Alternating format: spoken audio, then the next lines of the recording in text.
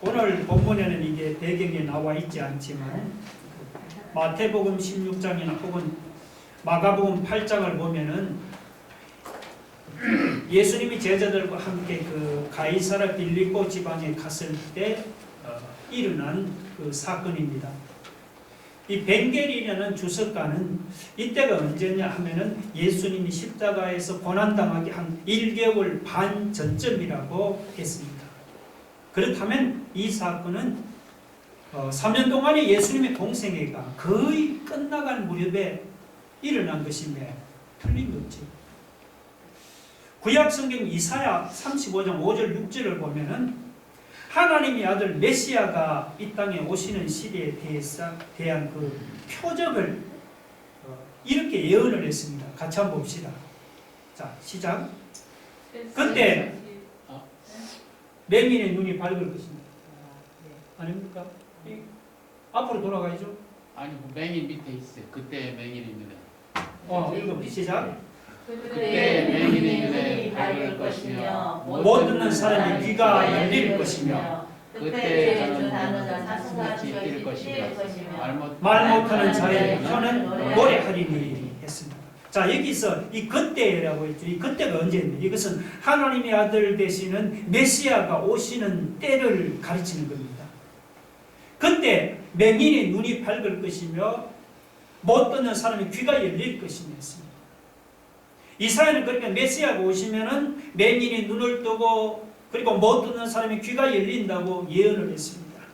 또 그때 저는 자는 사슴같이 뛸 것이며 말 못하는 자의 혀는 노래하리니라고 했습니다. 메시아가 오시면은 다리 저는 사람이 뛰어다니고 말 못하는 사람이 말을 하게 된다고 예언을 했습니다. 그러니까 우리가 복음서를 보시면 여러분 이사야가 예언한 이런 일들이 예수님을 통해서 일어나는 것을 우리가 볼 수가 있지요. 실제로 지난 3년 동안 예수님을 통해서 맹인이 눈을 뜨는 일이 일어나고 못 듣는 사람이 귀가 열리는 일이 일어나지를 않았습니까? 예수님을 통해서 다리를 저는 사람이 뛰어다니고 그리고 말을 못하는 벙어리가 말을 하는 그런 일들이 예수님을 통해서 실제로 일어나지를 않았습니까? 그렇다면 이것은 무엇을 의미합니까? 바로 이것은 예수님이 구약 성경 이사야에 예언된 그 메시아라는 그런 말 아닙니까?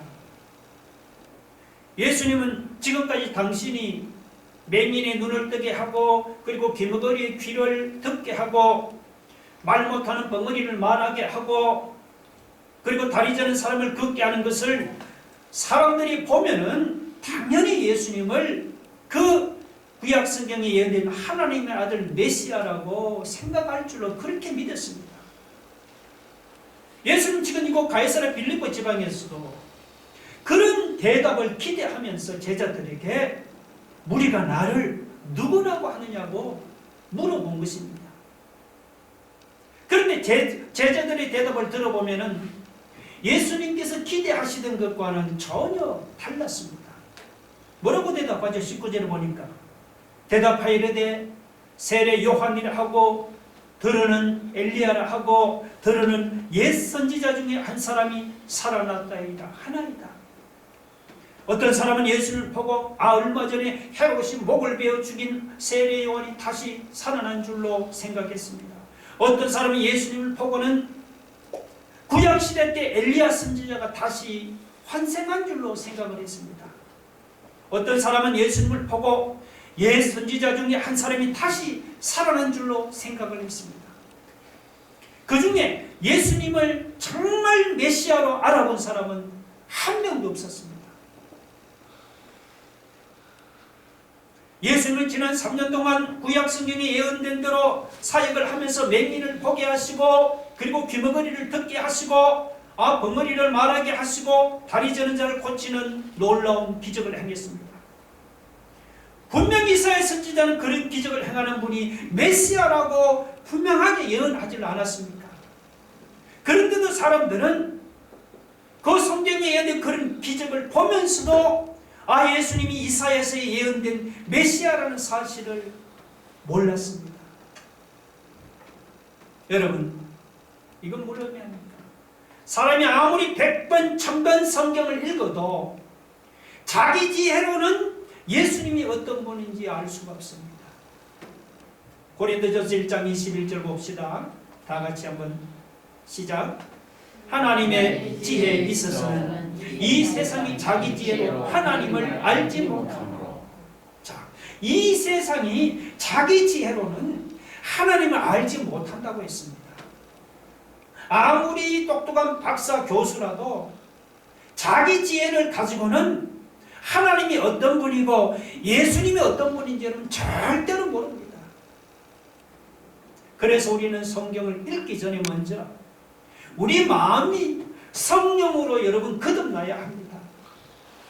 성령으로 거듭난 마음으로 성경을 읽어야, 그래야 예수님이 그리스도요 메시아라는 사실이 비로소 깨달아지는 겁니다. 우리 마음이 성령으로 거듭나지 않으면요 100번 1000번 성경을 읽어본들 무슨 소리 하느냐면 예수님이 세계 4대 성인 중에 한 사람이니, 예수님이 도둑분자니 혹은 이스라엘의 독립운동가라고 그렇게 떠듭니다. 솔직히 우리도 성령으로 거듭나기 전에는 예수님을 그렇게 알지는 않았습니까? 제가 그랬습니다.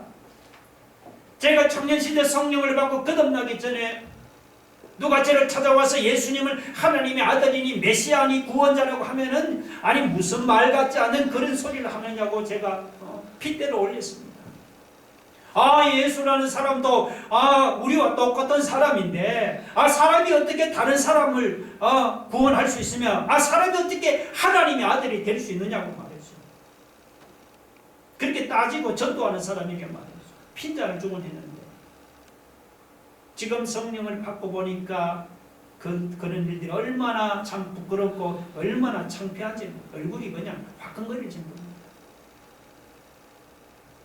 여러분, 예수님이 하나님의 아들이고 예수님이 그리스도라는 사실은 사람이 자기 지혜로는 절대로 모릅니다.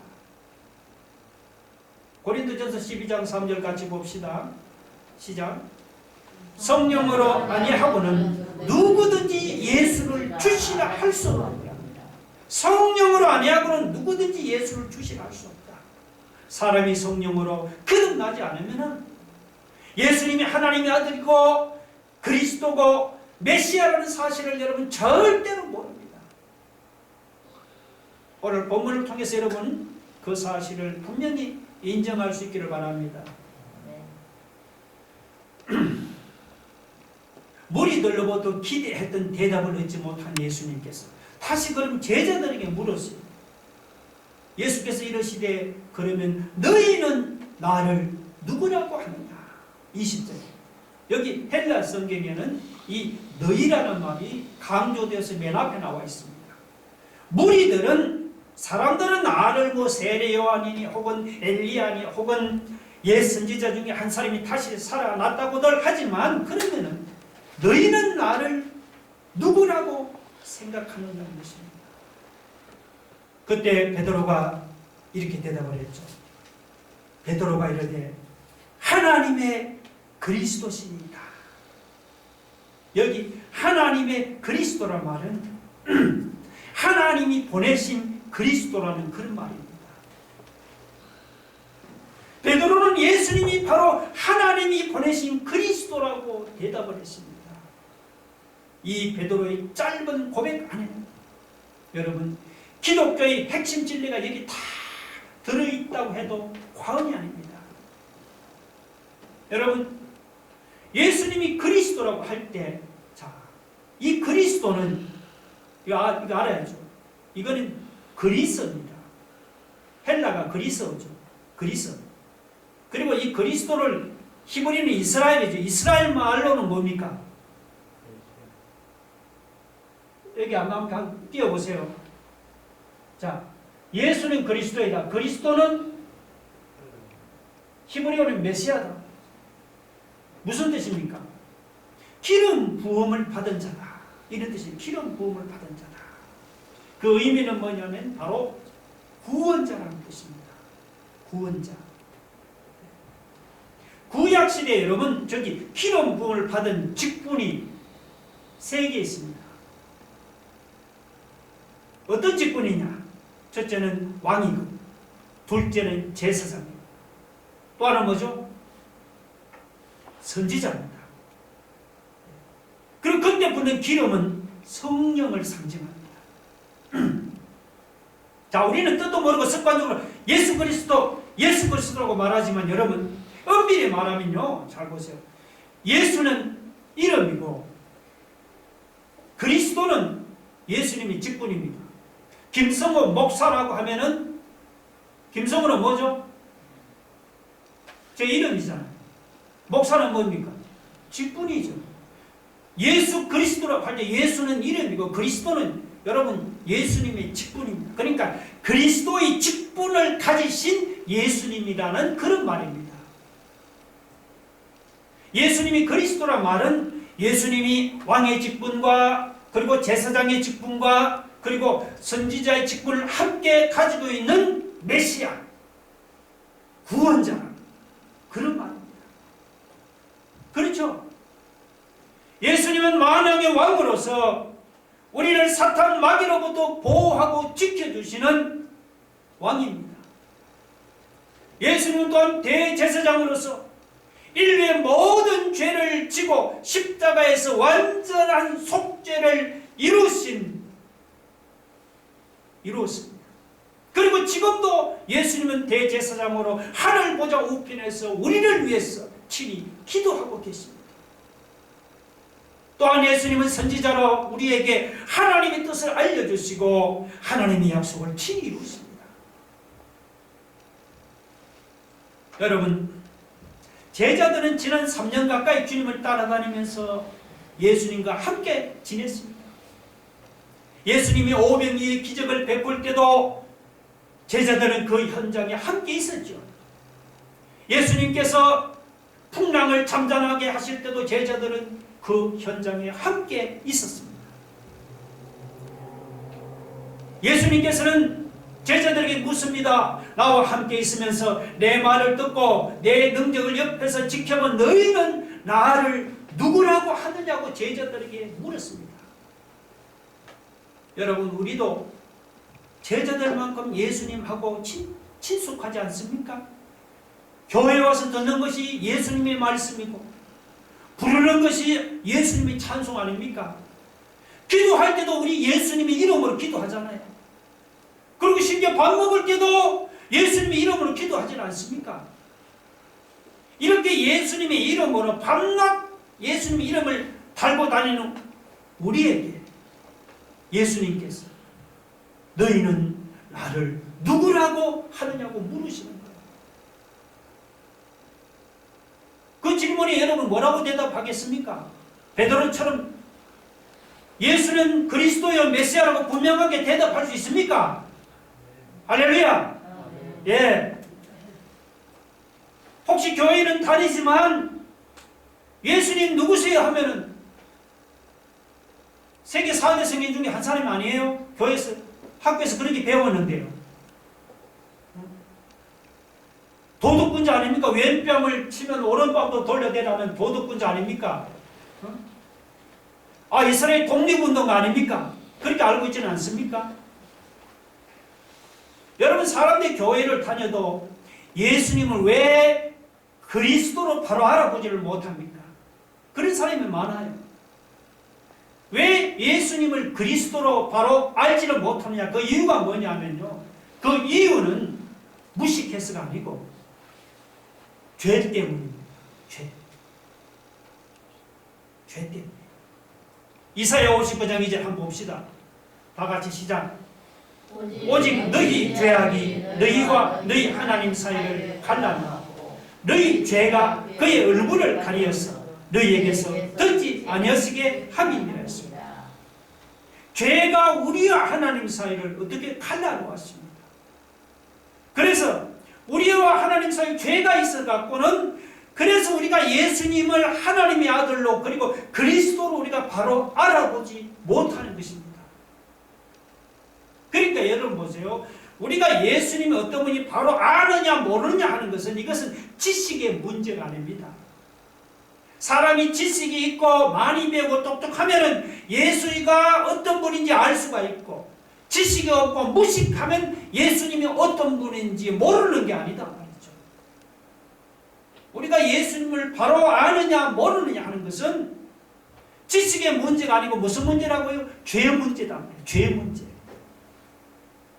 죄가 있으면은 지식이 있고 대학 교수 박사라도 뭡니까?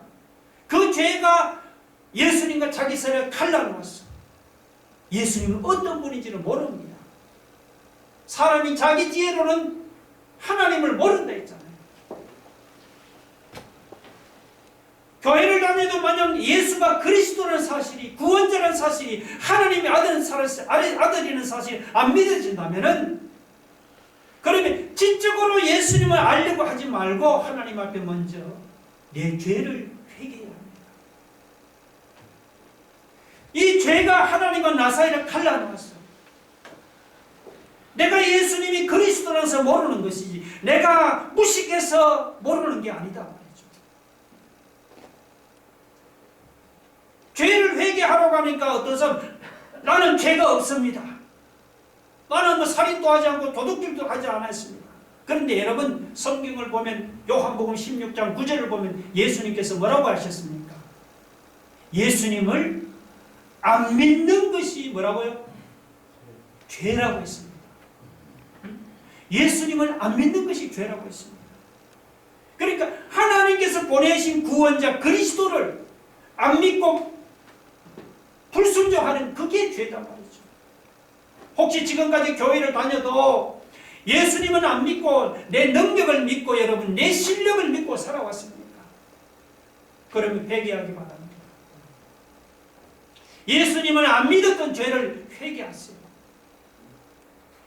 이렇게 회개하고 우리가 죄사함을 받으면 그러면 무엇입니까? 그때 비로소 예수님이 그리스도요, 예수님이 메시아요, 예수님이 나의 구원자요, 그분이 나의 하나님이라는 사실이 믿어지는 것입니다. 여러분. 할렐루야.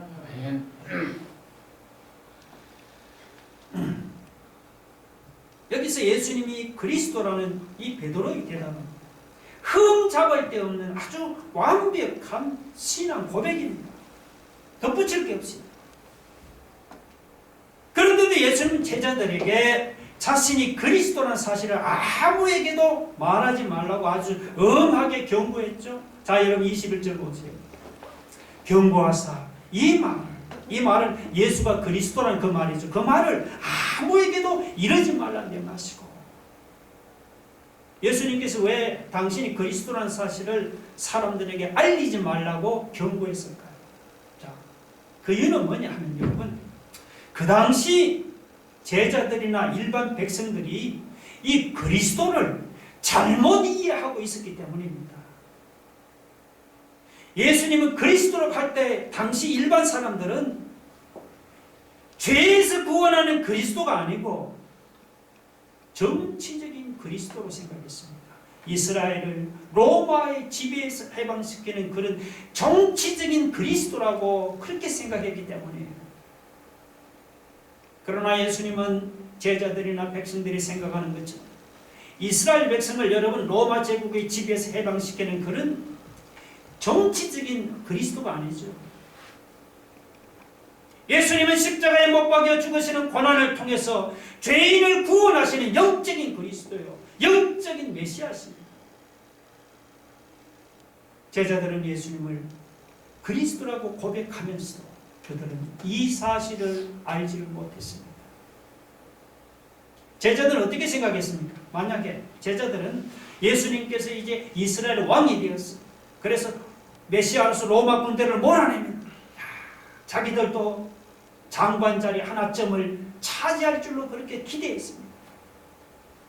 그렇게 제자들은 예수를 그리스도로 고백하면서도 그 예수님께서 예수님을 위해서 고난당할 생각을 하지는 않고 그냥 예수님이 메시아로서 누리는 영광만을 얻으려고 했던 것이죠.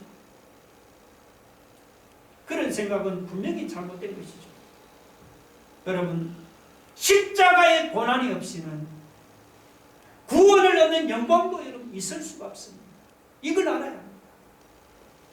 예수님은 제자들에게 이 사실을 알려주고 베드로의 신앙 고백이 있으니 바로 무슨 말씀을 했습니까? 당신이 고난을 당하고 십자가에 못 박혀 죽는다는 사실을 언급했잖아요. 여러분 22절 보세요. 이르시되 인자가 누구죠? 예수님 아니에요. 예수님이죠. 인자가 많은 고난을 받고 장로들과 대제사장들과 서기관들에게 버림받아 죽임을 당하고 제3일에 살아나야 하리라. 여러분 그렇다고 예수님만 고난당하고 십자가에 죽으시는 게 아니죠. 예수님을 따라가는 제자들도 예수님을 그 고난당하는 예수님을 본받아서 고난당하는 삶을 살아야 한다는 것입니다. 장관자리 하나 차지할 생각하지 말고 예수님의 제자들도 고난당한 예수님을 본받아서 자기 십자가를 지고 주님을 따라가야 하는 거예요. 그래서 23절에 제자들에게 말씀하지 않습니까? 아무든지 나를 따라오려거든 자기를 부인하고 날마다 제 십자가를 지고 나를 따를 것입니다. 예수님은 여기서 여러분 참된 제자의 길이 무엇인지 우리에게 두 가지를 말씀했는데 첫째는 뭡니까? 자기를 부인하는 것입니다. 자기를 부인하고 있잖아요. 자기를 부인하라. 자기를 부인한다는 것은 여러분 예수 믿기 전에 나의 옛사람을 부인하고 버리라는 것입니다. 죄를 따라 살던 옛사람들, 믿기 전에 옛사람도 있지요. 그거 버려야 한다고 말이죠. 아직 못 버린 분이 있습니까? 버려야 합니다. 육신의 정욕을 따라 살던 옛사람도 버려야 합니다. 그 버리지 않고는 우리가 주님을 따라가지 못합니다. 마귀를 따라 살던 옛사람도 버리고 내가 주인 노릇을 하던 살던 그 옛사람도 다 버려야 합니다. 예수 믿기 전에 옛사람은 무엇이든지 다 여러분 내버리는 게 이게 뭐예요? 이게 자기를 부인하는 거다 말이죠. 두 번째 뭡니까? 옛사람을 버렸다면 그 다음에는 자기 십자가를 지고 예수님을 따라가는 거예요. 그냥 따라가는 게 자기 십자가를 지고 따라가는 거예요. 자기 십자가를 지라는 것을 지라고 무슨 내가 잘못한 것이 있어서 여러분 십자가를 지는 게 아닙니다. 내가 잘못한 것이 없어도 예수님 때문에 당하는 어떤 손해나 혹은 불이익이나 혹은 핍박이나 그런 고통 그게 뭐냐? 이게 내가 져야 할 십자가다. 지금까지 예수 믿으면서 여러분 내가 잘못해서 고통을 당하고 내가 잘못해서 손해를 보고 불이익을 당한 것은 내가 여러 번 있지만 예수님 때문에 내가 고통을 당하고 예수님 때문에 내가 손해를 보고 불이익을 당한 게 한 번도 없습니까? 어때요? 그렇다면 그 사람은 주님의 참된 제자가 아닙니다. 예수님의 제자는 주님 때문에 주님을 위해서 핍박을 당하고 손해보고 주님 때문에 불이익을 당하는데 그런 것을 불평해서는 안 되는 거예요. 우리 458장 한번 불러볼까요? 찬송가 한번 불러보세요.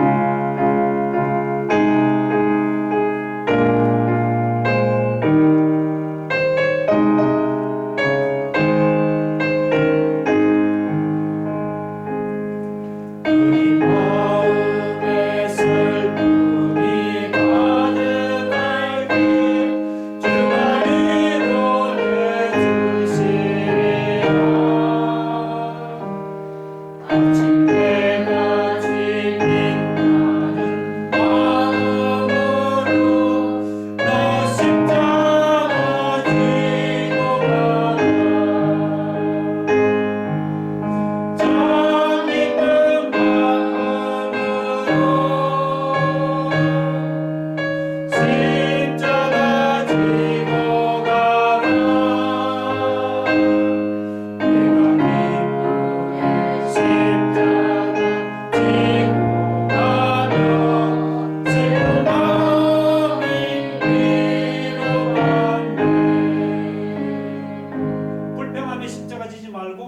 아침 해같이 빛나는 마음으로 참 기쁜 마음으로 그렇게 십자가 지고 가라고 말씀하고 있습니다.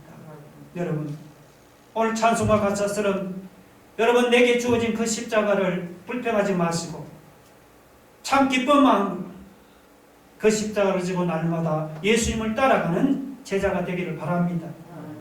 우리 예수님도 고난으로 구원을 이루었잖아요.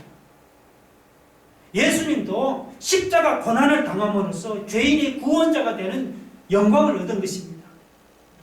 자, 그러면 예수님도 고난으로 구원의 영광을 이루었다면 하물며 우리 같은 죄인들이 영광을 누리려면 우리가 더더욱 우리도 고난을 당해야 하지 않겠습니까?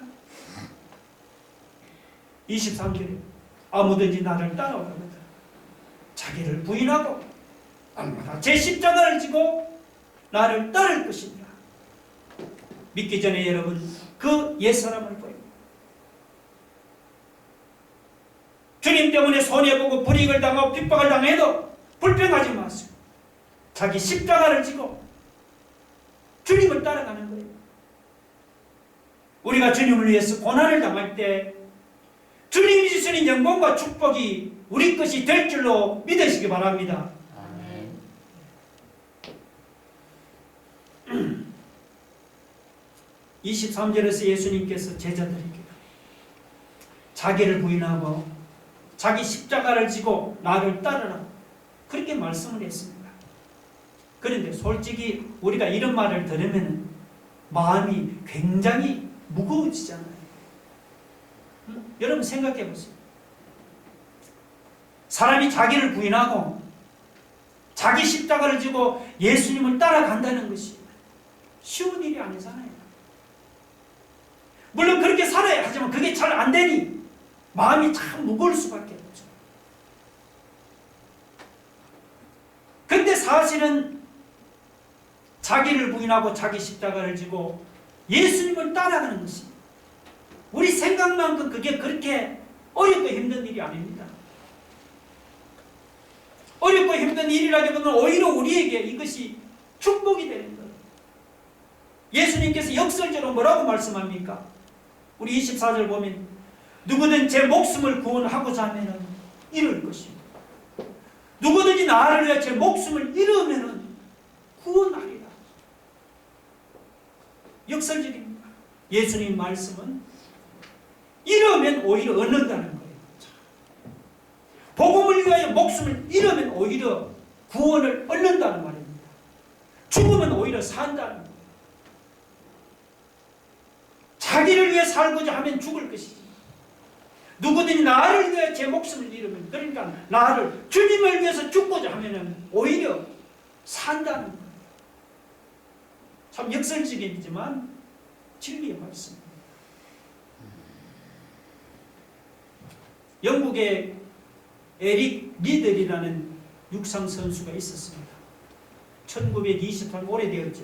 1924년 그 파리 올림픽에서 400m 달리기에서 금메달을 딴 유명한 그 선수입니다. 경기가 끝나고 영국으로 돌아왔을 때 에릭은 그 국민적인 영웅이 되어 있었어요. 금메달리스트로서. 근데 그 다음에 에릭은 그 올림픽 우승자로서의 그 출세와 그 영광을 뒤로 하죠. 그는 중국 선교사로 떠났습니다. 그때 사람들은 그런 에릭을 이해하지를 못했습니다. 왜 그랬을까? 그리고는 그 중국에서 에릭이 20년 동안 중국에서 이름 없이 복음을 전하다가 44살의 젊은 나이에 감옥에서 숨을 거두었습니다. 그에게서 복음을 전해드린 사람들은 그의 시신을 감옥 옆에 있는 조그만 동산에 그의 시신을 안장하고 그리고는 무덤 앞에 비문 하나를 세웁니다. 그 비문에 무슨 글이 쓰여 있습니다. 육상 영웅인데 거기는 육상 영웅이 아니고 하나님의 영웅 에릭 리들 여기에 잠들다. 하나님의 영웅. 사람들은 에릭에게 그 하나님의 영웅이라는 그런 이름을 붙여주었습니다. 저는 그 호칭이 그 사람들이 붙여준 것이 아니라 하나님이 붙여주신 것이라 그렇게 생각합니다. 사람들은 그 올림픽 우승자로서의 모든 영광과 모든 스포트라이트를 버리고 중국으로 떠난 엘리를 이해하지를 못했지만 심지어 그에 가까운 에릭에 가까운 친구나 혹은 친척들은 에릭을 보고 미쳤다고 그렇게 비난을 했습니다. 그런데 하나님께서 에릭에게 하나님의 영웅이라는 그런 멋있는 호칭을 붙여주신 거예요. 세상에는 자기만을 위해 사는 사람이 참 많습니다. 어떻게 되든지 그냥 나만 잘 먹고 잘 사는 그만이라는 참 이기적인 사람들이 얼마나 많습니까? 나만 잘 먹고 잘 산다고 행복한 게 아니죠. 육신의 생명만을 위해서 사는 사람은 영원한 생명을 잃어버립니다. 25절을 보니까 사람이 만약 온 천하를 얻고도 자기를 잃든지 빼앗기든지 하면 무엇이 유익하리요 했습니다. 여기는 자기라고 되어 있는데 마태복음 16장 26절 한번 볼까요? 뭐라고 되어 있습니까? 같이 읽어봅시다. 시작. 사람이 만약 온 천하를 얻고도 제 목숨을 잃으면 무엇이 유익하리요? 사람이 무엇을 주고 제 목숨과 바꾸겠느냐? 마태복음 16장 26절에는 오늘 본문에 자기가 제 목숨으로 되어 있습니다. 그런데 여기 이 목숨이라는 것은 단순히 육신의 목숨이 아니고 이것은 영원한 목숨입니다. 이것은 하나님 안에 있는 영원한 생명입니다.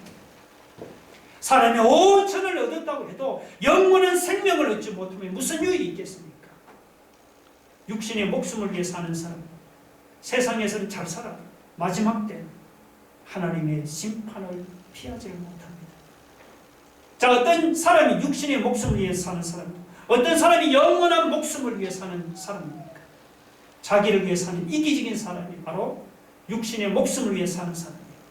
주님을 위해서 사는 사람, 영원한 목숨을 위해 사는 사람입니다. 오늘 저와 여러분 우리의 삶이 끝나는 날 하나님 앞에서 우리가 어떤 평가를 여러분 받기를 원합니까? 남들은 어떻게든지 나만 잘 먹고 잘 사는 이기적인 삶을 살다가 죽었다는 그런 평가를 받겠습니까? 나만을 위한 이기적인 삶이 아니고 주님을 위해 살아가는 복음을 위해 살아가는 삶이 되어야겠습니다. 우리가 주님을 위해 이러면 오히려 얻게 되는 축복을 누리는 것입니다. 우리가 주님을 위해서 죽으면 오히려 영원한 생명으로 살게 되는 그런 축복을 누립니다. 힘들어도 우리가 자기를 부인하고 자기 십자가를 지고 기쁨으로 우리가 주님을 따라가면 우리도 이 에릭 리더처럼 장차 우리가 하나님 앞에 설 때 하나님의 영웅이라는 이런 멋있는 호칭을 얻게 될 줄로 믿습니다. 우리 한번 다 같이 기도하겠습니다. 여러분, 우리가 주님을 위해 이루면 얻게 되고 참 역설입니다. 주님을 위해 죽으면 영원한 생명으로 살게 되고 이런 축복을 누립니다. 예수님도 보세요. 십자가 고난으로 구원자가 되는 영광을 얻었지요. 주님도 고난으로 구원의 영광을 얻었다면 하물며 우리 같은 주인이 영광을 얻으려면 그래도 고난을 당해야 하지 않겠습니까? 기쁨으로 우리의 십자가를 지게 하옵소서. 하나님, 예수 그리스도라는 사실이 이게 믿어지는 것은 이것은 우리 죄가 아니죠. 성령으로 그다음에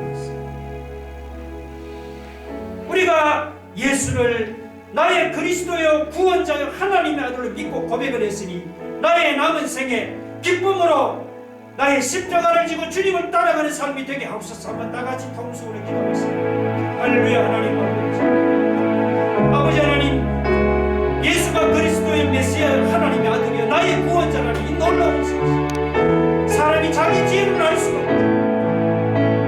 회개하고 성령 받아 거듭나서 고백할 수 있는 것입니다. 우리가 하나님, 예수는 그리스도의 메시아 나의 하나님의 구원자, 우리가 믿고 고백하게 되어서 그분을 위해서 우리가 하나님 아버지 이제는 하나님 아버지 기쁨으로 우리의 십자가를 지고 주님이 걸어가신 그 길을 하나님 우리가 기쁨으로 따라가는 아버지 하나님 그런 믿음이 있습니다.